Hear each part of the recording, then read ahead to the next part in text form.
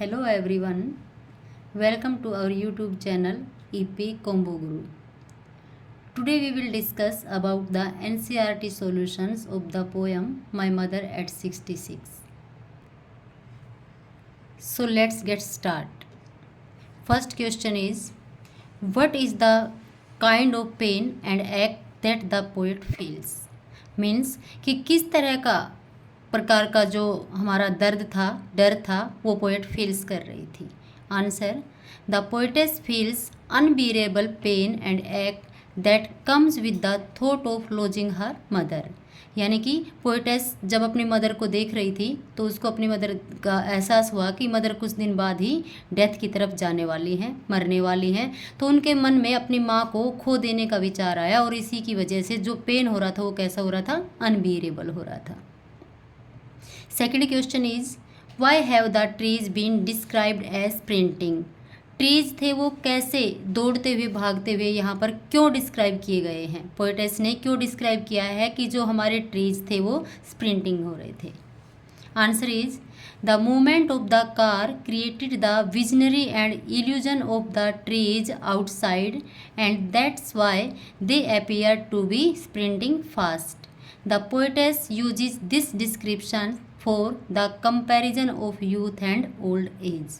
Means कि जब गाड़ी चल रही थी, गाड़ी का जो मूवमेंट हो रहा था, चल गाड़ी रही थी और दौड़ते हुए कौन दिख रहे थे? पेड़ दिख रहे थे. यहाँ पर इल्यूजन शो हो रही थी आउटसाइड में. हम गाड़ी में बैठे थे, गाड़ी हमारी जा रही है, लेकिन ऐसा लग रहा था कि पेड़ भागे जा रहे हैं और इसीलिए वो कैसे हो रहे थे? तेज़ दौड़ते हुए दिखाई दे रहे थे. क्यों हो रहे थे? The poetess uses this description for the comparison of youth and old as. अब पोएटेस देख रही थी अपनी मदर को देखते हुए बिल्कुल उनको डेड बॉडी जैसी फील हो रही थी मदर. बाहर जब वो देख रहे हैं इस आइडिया को भुलाने के लिए कि मेरी माँ जल्दी ही मेरे से सेपरेट हो जाएगी, तो वो बाहर देखती है तो उसको बच्चे दौड़ते हुए और पेड़ जो स्प्रिंटिंग करते हुए दिखाई दे रहे थे. इसीलिए उसने यहाँ पर यूथ को और ओल्ड एज को कंपेयर करने के लिए इस डिस्क्रिप्शन का यूज किया है. Next question is, why has the poet brought the image of sprinting tree and married children. यानी 2 images यूज की है पोएटेस ने. और क्यों की है पोएटेस ने ये images use? The poet brought the images of sprinting trees and married children to show the energy, vitality and youthfulness. The poet draws these images to strike a scene of contrast with the pale, dull and colorless face of her mother at the declining stage of her health. Means कि जो poetess है वो image लेके आई थी sprinting trees की और Mary children की. वो इसके द्वारा क्या प्रेजेंट करना चाह रही थी कि ये क्या हैं? ये इनर्जी के, वाइटलिटी के और यूथफुलनेस के द्योतक है. यूथफुलनेस को रिप्रेजेंट कर रहे हैं. ये इमेजेस वो क्यों करना चाहती थी? वो कंट्रास्ट क्रिएट करना चाहती थी किस सीन के बीच में? उनकी मदर को देख रही थी वो जो पेल और डल और कलरलेस फेस के साथ दिखाई दे रही थी, जो उनकी डिक्लाइन यानी गिरते हुए जो हेल्थ था उसको प्रेजेंट कर रहे थे. दूसरी तरफ जो इमेज थी वो ट्रीज की और मैरी चिल्ड्रन की थी, जो यंग एज को यानी इनर्जी को प्रेजेंट कर रहे थे. Next question is, why has the mother been compared to the late winters moon. जो मदर है उनको क्यों लेट विंटर्स मून के पोएटेस ने अपनी मदर की लेट विंटर मून से कंपैरिजन क्यों की है? क्या होता है लेट विंटर मून? जो लेट विंटर मून होता है वो एंड करता है कि विंटर का जो सीजन है वो एंड हो रहा है. तो पोएटेस ने अपने मदर की कंपैरिजन इसीलिए की है कि उनकी मदर की जो जीवन है, लाइफ है, वो एंडिंग की तरफ है, इसीलिए उन्होंने कंपेयर किया. So let's see the answer. The mother has been compared to the late winter's moon. The late winter's moon represents the end of the season. Like that, the mother too is nearing the end of her life.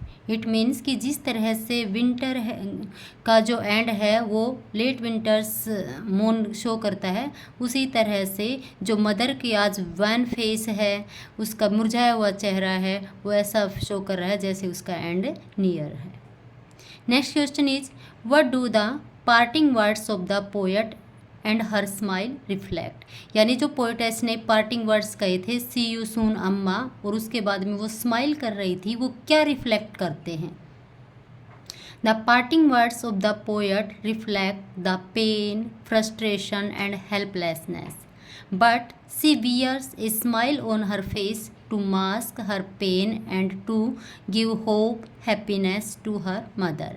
Means कि उसके जो parting words हैं सी you soon अम्मा, वो उसके दर्द को, दुख को और उसके असहायपन को, हेल्पलेसनेस को शो करते हैं, क्योंकि उसको पता था कि वो सिर्फ अपने दिल को दिलासा दे रही थी, अपनी मदर को दिलासा देने के लिए कह रही थी। वैसे उसके मन में एक भाव था, एक डर था कि शायद अगली भेंट उसकी मदर से नहीं होंगी, लेकिन फिर भी वो फ्रस्ट्रेशन में, अपने दुख में, असहायपन की वजह से ये जो पार्टिंग वर्ड्स कह रही थी सी यू सून अम्मा, वो उनको बोल रही थी। But she wears a smile on her face to mask her pain and to give hope, happiness to her mother. लेकिन फिर भी वो क्या करती हैं, वो मुस्कुराती है और स्माइल करती ही रहती है। क्यों स्माइल करती है? ताकि उसका दुख है, उसका दर्द है, वो उसकी माँ से छिप जाए और उसकी माँ को एक होप मिले, एक खुशी मिले कि वो फिर से दोबारा अपनी डॉटर से मिलेगी। तो ये थे हमारे एनसीईआरटी के सॉल्यूशंस, एनसीईआरटी के जो क्वेश्चन से टेक्स्ट सॉल्यूशन वो करवाए हैं। अब कुछ एडिशनल क्वेश्चंस हम कर लेते हैं जिससे हमारी पोएम कम्प्लीटली प्रिपेयर हो जाएगी। Which figure of speeches are used in this poem? इस पोएम में कौन कौन सी फिगर ऑफ स्पीच यूज हुई हैं? सिमिली हुई है एज और लाइक से, जैसे फेस को स्प्रिंटिंग ट्रीज से, मदर को यहाँ पर कंपेयर किया गया है, वहाँ पर क्या हुआ है, सिमिली का यूज हुआ है। रिपीटेशन हुआ है स्माइल, स्माइल एंड स्माइल, यहाँ पर रिपीटेशन हुआ है।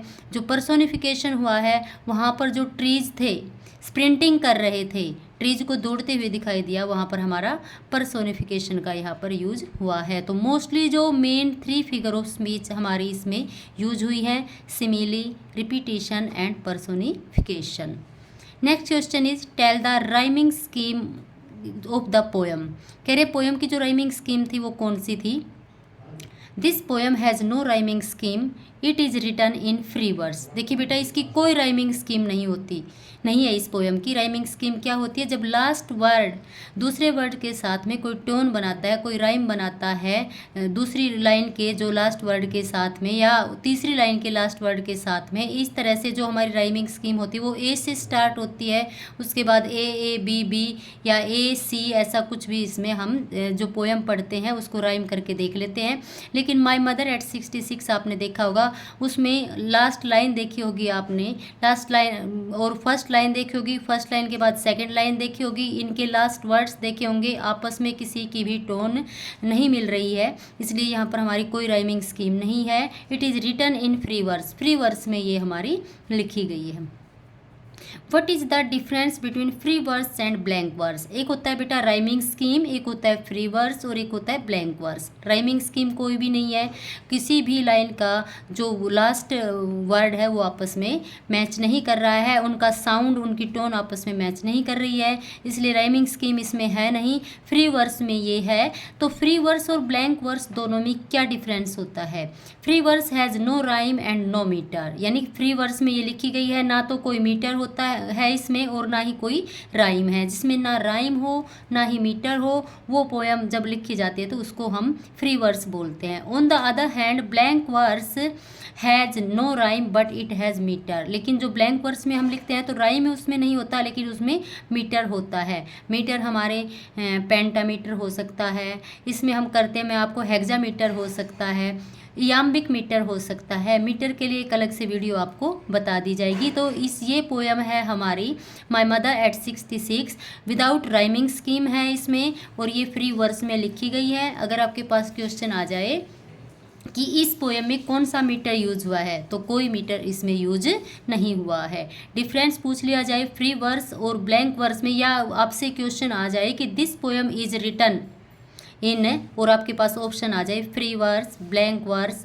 या नन ऑफ दीज या ऑप्शन ए, इस तरह आ जाए, तो आपको याद रखना है कि आपकी जो ये पोएम है ये फ्री वर्स में लिखी गई है, इसमें no rhyming scheme and no metre. Next question is what is the central theme of this poem? इस पोएम का जो सेंट्रल थीम है वो क्या है? Ageing is a natural process और ageing is the natural phase of human life. Ageing natural process है, या जब एज होती है, बुढ़ापा आता है, ये एक नेचुरल फेज आता है ह्यूमन लाइफ का।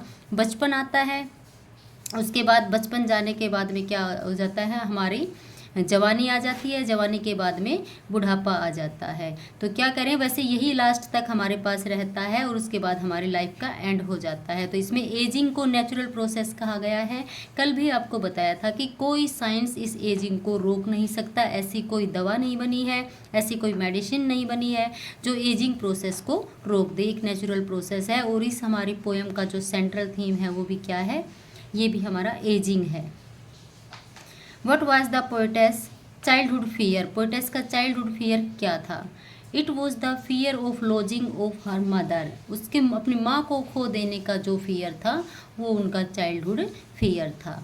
तो आपको देखिए ये सारे इसके एनसीईआरटी सॉल्यूशंस कराए गए हैं, कुछ एडिशनल क्वेश्चंस आपके कराए गए हैं। इसमें कौन सी फिगर ऑफ स्पीच यूज हुई है ये आपको एक्सप्लेन किया गया है, कौन सा इसमें राइम यूज हुआ है या नहीं हुआ ये आपको एक्सप्लेन किया गया है। साथ ही साथ आपको एडिशन में फ्री वर्स और ब्लैंक वर्स आपके क्या होते हैं ये डिफरेंस आपको इसमें मेंशन किया गया है। आई होप कि आपको ये एनसीईआरटी सॉल्यूशन है ये अच्छी तरह समझ आए होंगे, कंप्लीट पोएम आपको अच्छी तरह से समझ आ गई होगी। अगर आपको ये वीडियो पसंद आई है तो इस चैनल को सब्सक्राइब करना और लाइक करना। आगे इन्हीं तरह की इम्पोर्टेंट वीडियो के साथ मैं फिर आपके सामने हाजिर होंगी। Thank you, have a nice day.